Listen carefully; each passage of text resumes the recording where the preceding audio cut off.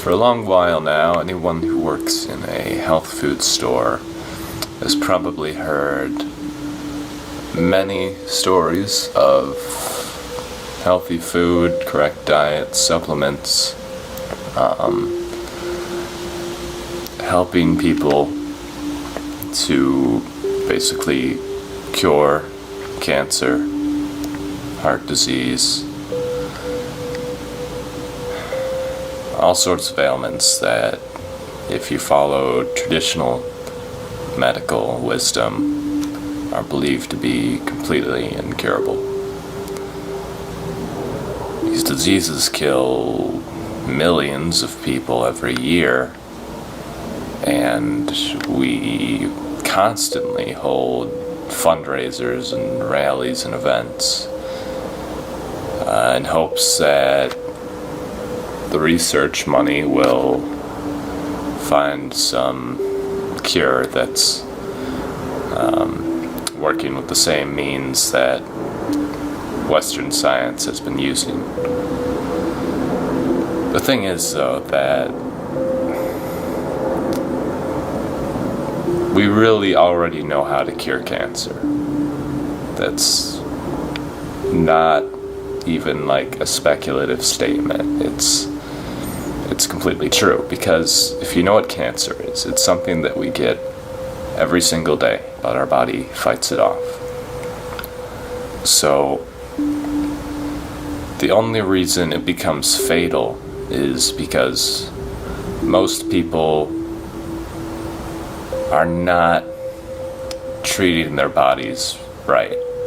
They're not eating anything that has nutrition. They're not using their bodies, exercising or anything. I think that food is probably the most important part of it, but the thing is that a lot of people don't know what's healthy and what's not. That's the big problem. So there are a lot of resources out there where you could learn how to eat healthy, but I'll just tell you right now that the ideal is a raw food diet, eating very simple foods, not eating bread, especially bread, sugar. Those are probably the two very worst things for you.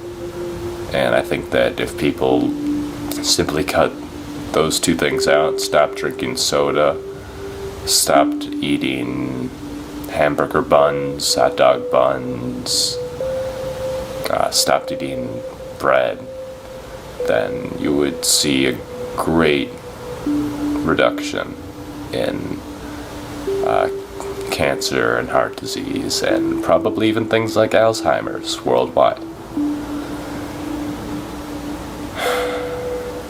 But why isn't this knowledge mainstream? Why isn't this something that everyone knows? It's a hard question to answer, but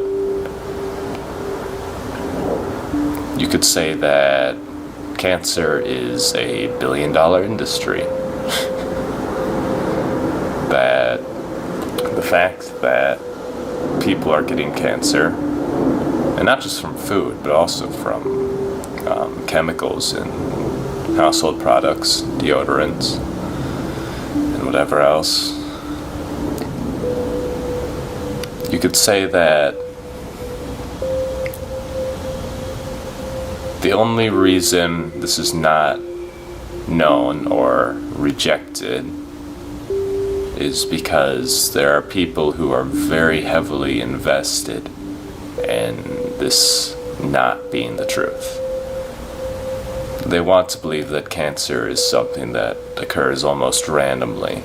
And the same goes for heart disease. There's some recognition that some foods will reduce and some foods will increase your risk of heart disease. But people don't think when they get these things that if they were just eating properly, it wouldn't have happened to them. So I'm not trying to make anyone feel guilty that they got cancer or whatever. But the thing is, until this becomes knowledge that is accepted by most people and practiced, then the rates of cancer and heart disease are not going to go down. I don't foresee there's going to be any cure invented in the near future. And considering how long we've had the pink ribbons and all these different fundraisers going on. If you really want to know where the progress is going on in curing cancer, then you need to start looking on alternative health sites. There's plenty of them out there. Come into a health food store, you know.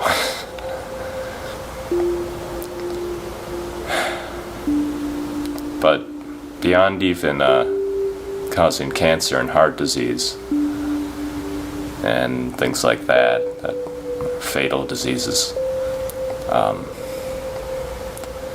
eating these foods constantly and denying your body the nutrition it needs, you're causing yourself a lot of problems, physically, mentally, emotionally even, just by eating improper food. When you eat meat, for example, that is from an animal that has been living in a very confined state its whole life, not getting any outdoor exposure or any freedom outside of a very small cage or pen or whatever. When you eat the meat from that animal, then you're absorbing a lot of the emotional distress that that animal had built up. Things like that. So you have to start thinking about food in a different way. Start thinking about it not just as something to please your sense of taste or whatever, but as a source of energy. You are what you eat. You have to start thinking of it as possibly one of the most important things to improving how you feel on a daily basis. How you wake up in the morning. Do you need coffee to go to work? Do you need